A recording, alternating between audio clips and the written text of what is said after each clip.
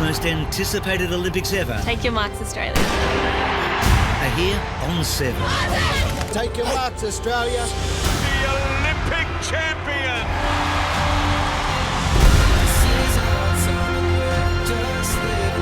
Oh, what a start for the Aussies. And you can only be there on 7 and 7 Plus. Take your marks, Australia. It means everything. And they break the world record. Take your marks, Australia. Take your marks, Australia! It's a remarkable gold medal. Wow. It all begins this July on 7 and 7 Plus. Take your marks, Australia! Your home of the Olympics. This is our time. Yama, hello and welcome to Olympics Unleashed TV, presented to you by our friends at Optus. My name is Tanisha Stanton. I'm a proud Gamilaroi Yarraluroi woman. And before we get into the show, I just want to acknowledge the traditional owners of the land that I'm bringing this show to you today, the Yagara and Turrbal people. Here I am at Brisbane's live site following the announcement of the 2032 Olympic Games being played right here on home soil in Brisbane. Joining me for all the fun today, I've got 5-time beach volleyball Olympian Nat Cook, Olympic gold and bronze medalist. It's going to be amazing to have her here with us today. And I can't believe the time is now. The Olympic Games are on after a crazy year. I'm going to be bringing you 3 shows of Olympics Unleashed TV, connecting you directly to our team in Tokyo. And if you have any questions for our team, please send them through to education@olympics.com.au. Before we get into the show, I just want to give you a little bit of background about me, because just like you guys, I'm sure, who play many, many sports from a young age, I also had a deep love for sport. I did athletics, played netball, touch football, a little bit of soccer, hockey, rugby league. As I got older, I represented netball and touch football in New South Wales and at Australian level before gaining a contract with Australian Rugby Sevens. But what I also love is having conversations with people and getting to know their story. So I went to university and did a media and communications degree, and now I'm combining those two passions of sport and storytelling at my job at the ABC as a sports presenter and producer. But that's enough about me, because the exciting news is that 2032, the Olympic Games, is going to be played right here. Let's see how it went down. Wow, Brisbane got the Olympic Games in 2032. Fantastic for Queensland, fantastic for Australia. And all those young kids out there, go get them, kids.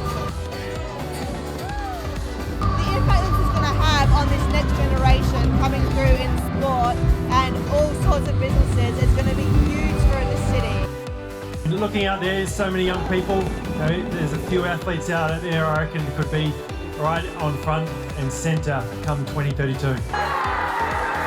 The Olympic Games, not only for Brisbane, it's for the whole country. And when you get that sense of feeling that we can share this moment, it's a beautiful moment.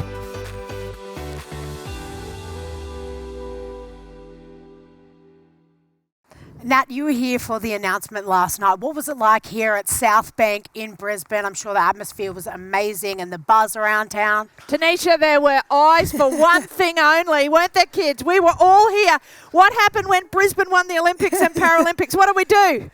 Yay!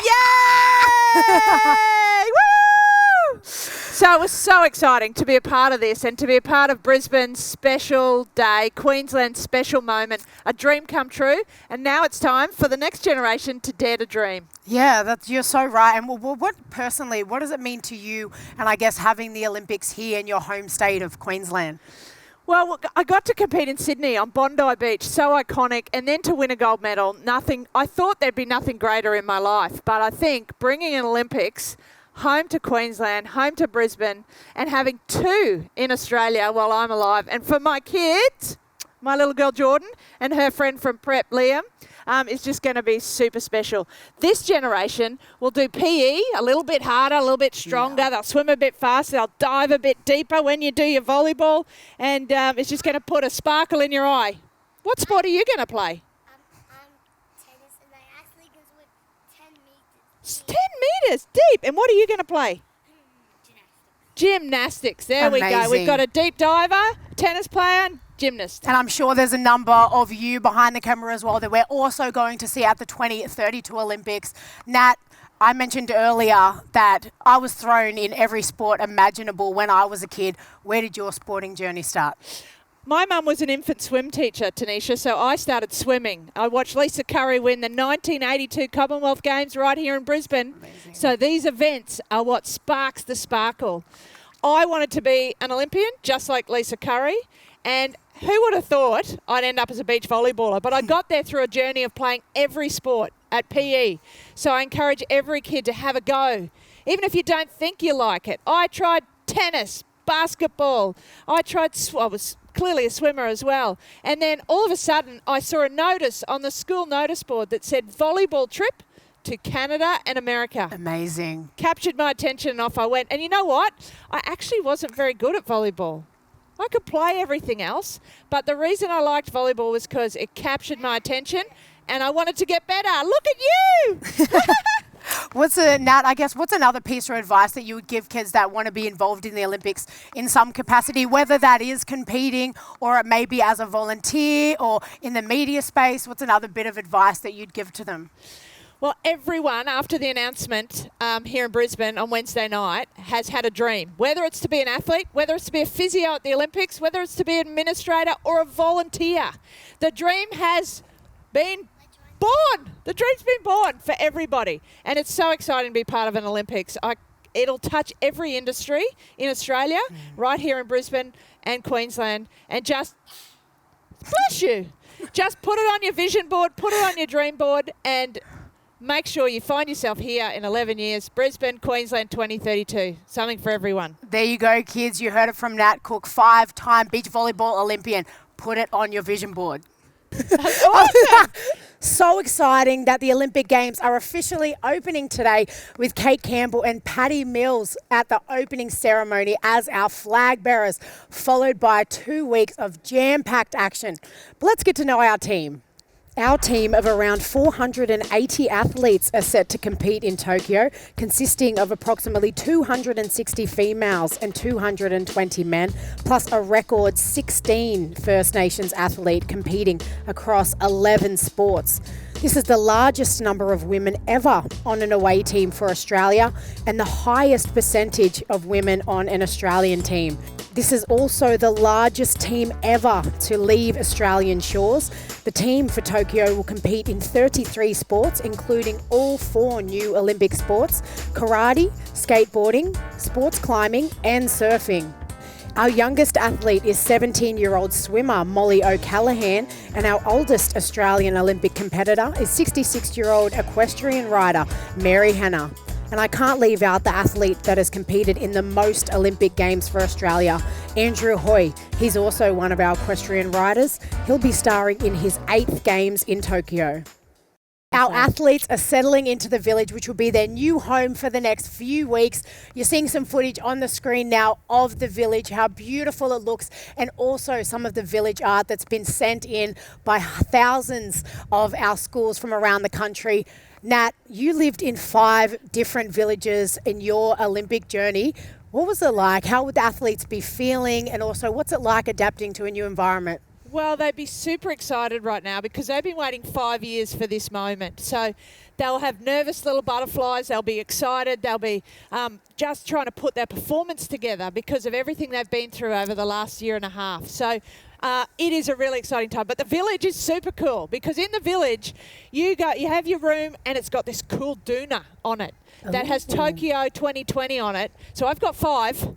I've put out a challenge to one of my athlete friends to try and get me one because that's the best thing at the village, as well as the dining hall. Now, of course, the rules might be a bit different this time because normally in a dining hall you mingle with all the athletes, you meet them from other country, you get to try food from all over the world. What's your favourite food? Dragon fruit. Ooh, they're lovely. I wonder if that would be in the village. What's your favourite food, Liam?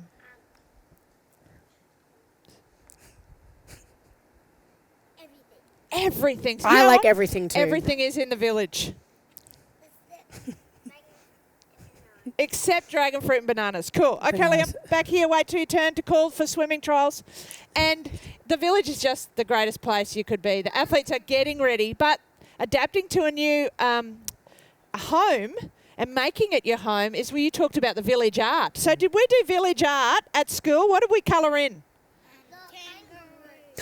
And we coloured in Aussie, Aussie, Aussie.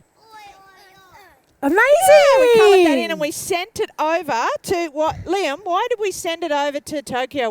What's wrong with the walls? All white and blank walls, so we needed to send the art over. Yeah. So the athletes get to make sure they have a little piece of Australia with them. Beautiful. Now, what was your favourite, your most treasured, fond memory of the village? Well, the first time you step in, which we saw that earlier this week for a lot of our athletes, stepping into the village, getting your accreditation, and just seeing the size and scope and understanding you're one of 10,000 of the best athletes of the world is special. But like I said, laying on my bed for the first time, getting my doona, making sure I got room in my suitcase to bring it home, that's my favourite part of the village. Now, the thing that I think that would be my favourite, which Nat mentioned earlier, is the dining hall. How incredible is the dining hall? You said there's foods from multiple countries around the world, but just how amazing is it? Well, you know what? One of the lessons I got taught 25 years ago, my first Olympics at 1996, the dietitian said to me, you're going to be here for a month. Now, unfortunately, our Tokyo athletes aren't there that long. 2 weeks before, 2 weeks of the games, she said, go in and make sure you pick one meal. So take something, because the biggest buffet you've ever seen in the world. Choose your meal, so whether it's steak and vegetables, or it's lasagna, or it's pasta and salad. She said, don't go and have a bit of everything every day, because you feel like you're eating the same thing. Yeah. And we probably overeat in a village. So we've got to be really careful that we don't eat too much before our competition. Yes. Especially if you're a sport that has a weight category like boxing, or for gymnastics and synchronized swimming. And anyone, we had to wear a bikini, let's face it, Tanisha. So we had to make sure that we were strong enough with enough nutrition, and we didn't overeat too early, but undereating's not good either. So it's all a balance. Make sure we get our food right. And there's always dessert. So not until after the Olympics. Amazing. There's always dessert. That's such good news to hear. And just thank you to everyone who sent in all of that art for the village. It looks incredible. This year's games will be a games like no other. It's going to be extremely different for our athletes, but still an extraordinary experience. Tonight, for the first time ever, Kate Campbell and Patty Mills will be walking in the opening ceremony by themselves, but what they will be rocking is a special uniform that was created by Sportscraft. Let's check it out.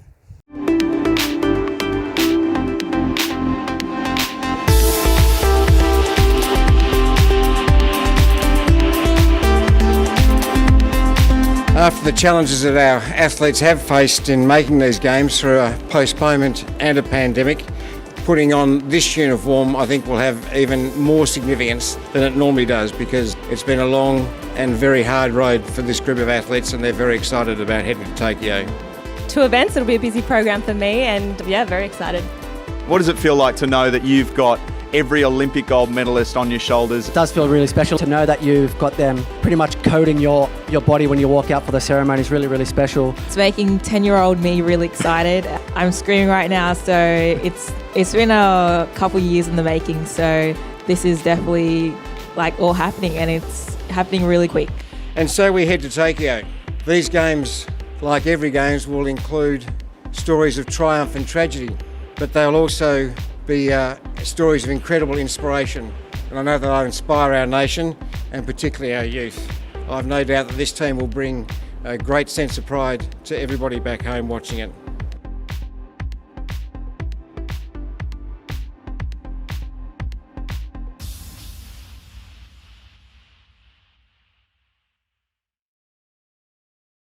How deadly do those uniforms look? I bet it must be an overwhelming sense of pride to put on those uniforms and represent not only your country, but your family as well. Nat, you've brought your Australian blazer here today. What does this blazer mean to you? Well, the uniform is super special when you wear the green and gold. This is when you march in the opening ceremony, and there's something special on the inside of the jacket. It's the names of all the Olympic gold medalists from Australia. So, Dawn Fraser, Ian Thorpe, Susie O'Neill, Kathy Freeman. And when I got my first one with my name in it, it was the London jacket. And I opened it up so wide and I'm looking for my name and I see Kerry Pothast, who's my Olympic gold medal partner. And then my brain says, you're next. But Tanisha, it said, Ook. I'd been stitched in the seam or the dart of the jacket and a tear came down my face because it didn't matter that I went to 5 Olympics. You can still get stitched up. You can still get stitched up. But what's important is not being stitched up, it's what you do next. Yes. So, like in sport, if you get knocked down or if you lose a race or it doesn't go to plan, you just have a go next time. Yeah, that's so true. And what would please tell us all, what was it like walking out to the opening ceremony? Unfortunately for our athletes that are over in Tokyo, they won't have the incredible crowd in the stadiums screaming their names. But what was it like for you and your experience of putting this on and being able to walk? Well, the athletes that don't march, and there are a lot because they compete the next day. I only marched in 2 of 5. Sydney was one of them. But they put the uniform on anyway in the village and walk around in a circle, around the village, do a lap. So everybody gets the experience of wearing the Olympic blazer. For our flag bearers, Patty Mills and Kate Campbell, they will be marching on behalf of the athletes this time. So it feels like, if you can imagine your heart popping out of your chest, it is the most special moment in an athlete's life. Amazing. Make sure you tune into the opening ceremony and make sure you look out from them deadly blazers that have been created by Sportscraft.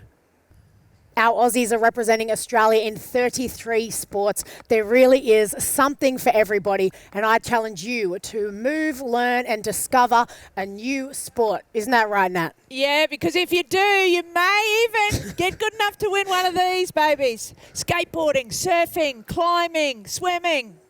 Have a go. You can have a go. And while we've got your medals there, Nat, tell us, what was it like winning, I guess, your first medal at the Olympic Games? Yeah, well, this was my first in Atlanta, and it was the first beach volleyball medal ever. So I was super proud, the first time we were on the schedule, to get up on the podium to receive a medal. But then when you go a couple of steps higher and you win a gold at home and the Australian flag rises up above you and you get to sing at the top of your voice, Advance Australia Fair, that was a moment where the tear came down the eye.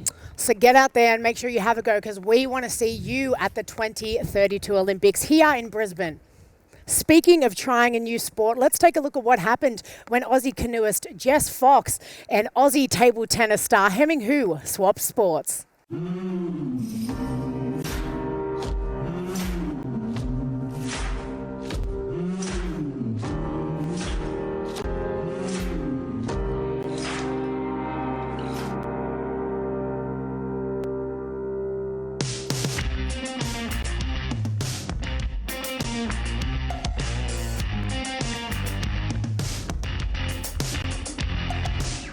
I didn't know anything coming into this today. There seems to be a lot of obstacles that they got to go across and come around, and I mean, they do it with insane speed. I mean, yeah, for me it feels dangerous. I'm not sure how it feels for them though. If I did this, I'd probably face plant and hit every second rock. Seems like it's very, very focused, you know, a lot of motivation, determination, so it's good for me to be out here and see a completely different sport. I can't wait to have my own shot. Is that the first time you've seen the sport? First time, yeah. Yeah. So what did you think? it's probably a lot I don't understand, so... Yeah, today was quite hard because we were doing specific moves where we had to change direction really quickly, so go against the water and then try and use it to get more speed. Can't wait to get in the water. It's a nice day for it.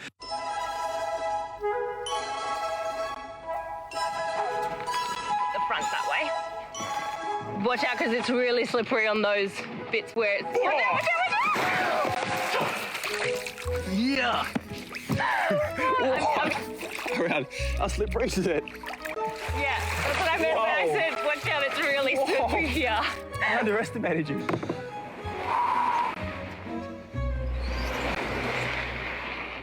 Wow, what now? What?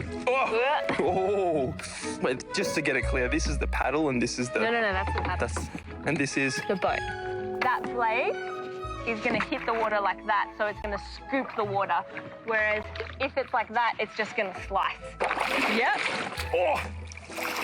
And basically, you want to draw a rainbow with your stroke. And you'll notice the boat turns. Yeah. There we go. There you go. And now you can turn it on the other side to go the other way. Nice. Oh, yeah? Yeah. Where do I stop myself? Pull forwards, pull forwards. Oh. This way? Yep. So rule number 1 in kayaking, never look where you don't want to go. Okay, Hemming, show me what you learned. Do a 360 for me. Nice. Yes. And then I fall over. Rocky start, but you did really well. You did really well. Now let's see what you got on the table. I just hope I can return one ball. That's my goal for today. Return one ball. Yeah, good move. She's good. Oh. There it is. Yeah. Nice. Yeah. Let's hear some more from Jess and Hemming.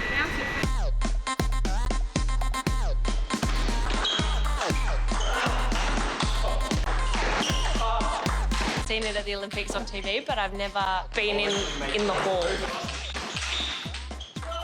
The speed and the power, it's amazing how fast the ball comes at them and they're able to make the space to return a shot. And their reaction time is amazing, they're explosive, there's incredible skill and be able to see the ball and react to the body position they need to be in and the racket to get the spin. And you understand how people train hours and hours and hours. It looks really intense. So, Hemming, how should I hold it? So let's get 3 fingers here. Yeah. Around the handle like that. Yep. Good. Try and hold it up a little bit more. That's it. Now let's see you whack that thing. Don't go too hard. Hold it a little. Oh, wait. Hold it a little more this way. Okay. There you I still haven't mastered the power I have. I keep going too One far. step at a time. How do I say it? Just go like this. So Just like... hit it on your side first. How'd you like that one, Foxy? I just saw you do these ones like getting ready and then...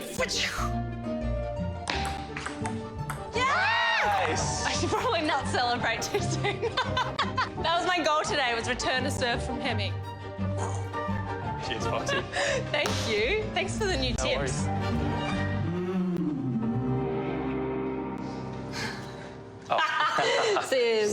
Wait, how do you do it? Draw rock, paper, rock, paper, and then I'd go scissors. I'll start. Yeah, right. Ladies first, here we go. What does sport teach you about life? Sport teaches me the importance of consistency in everyday life, not just in sport, not just in a match or a competition, a race, just in life. You're going to have moments where you think, oh, that wasn't good, or moments where you think that was amazing, but the journey continues. In the end, it'll pay off if you show enough consistent effort. Yeah, I agree. I think sport teaches you about preparation and delivery and, you know, in anything that I do outside of sport, like I remember with school for my exams or with uni or with public speaking, just the preparation to get to that moment. And then if you haven't done the training, you can't deliver your best. And then I think that translates in everywhere. And I think the resilience that sport teaches you, like you said, when you lose your games, when you lose those battles, you still get back up and go training again and you don't give up just because of that one loss. Is it more important to you to do your best or be the best? Doing your best is all you can ever try to be and to become the best person you can be. Like, I remember my 2012 London experience. I made the final. I was 18. It was my first time, and I just wanted to do the best run that I could. And I finished that race, and I was so proud of myself. And I was like, if that's a 10th place, if that's an 8th place, I'll be stoked, because I couldn't have done much better. And in the end, it was a silver medal, so it was like a dream come true.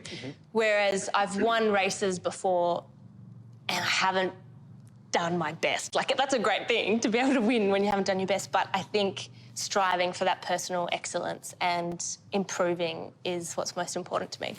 In the present moment, it always feels like being the best is what matters most, but when I look big picture, to me, the journey itself is what matters most. When I really look back, I think, okay, losses make me stronger and wins give me confidence. So small picture, I would say, to be the best. Big picture, to do your best. That's what matters most. Do you learn more about yourself when you win or when you lose? Definitely when you lose, I think. That's when you really take the time to analyse what went wrong, what happened, what can you do better. And it's also really important to do that when you win too. And I think that's when some people don't, you know, when you do win, you do still have to look at those mistakes that happened or where could you improve to try and stay ahead. For sure, I reckon, and that's hard as well. I reckon losses really get you thinking when you go back and reflect on it. Knowing that sometimes effort doesn't always equal the reward is important, because, you've got to learn from those moments too and grow from those moments. Best moments at Rio? How about yourself? I think the best moment in Rio for me was walking out in that Olympic stadium in the opening ceremony. How did I forget that? That atmosphere, the electricity there, being with the other Australians, I think that was just, one of my favourite moments. You know, when you walked out wearing that blazer and on the inside there's the name of every Australian Olympic champion. Yep. Like, that is an amazing honour and an amazing privilege to be able to represent my country, you know, with that legacy. Yeah, same. I mean, for me, it's almost everything. It's what I grew up as a kid wanting to do, and for now, being able to do that is a huge honour, and it's a big part of. I could only compete for Australia, even if I had choices. It just makes me proud doing it.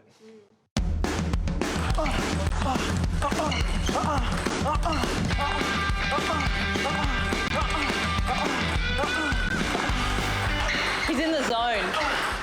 He's hitting every single one of those balls. Amazing.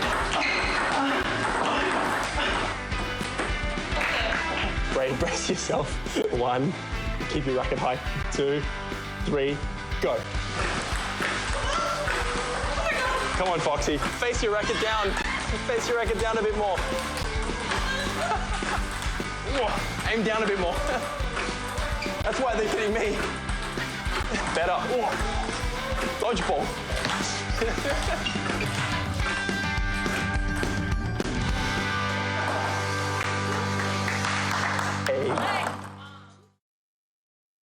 Well, that's all we have time for today, but the fun doesn't end there. I'll be bringing you all the action from the Olympics right here next Friday on Green and Gold Day. Make sure if you have any questions, please send them through to education@olympics.com.au. Make sure you tune in to the opening ceremony tonight, and also you can catch all the sporting action on Channel 7. Join us back here next Friday, as I said, on Olympics Unleashed TV.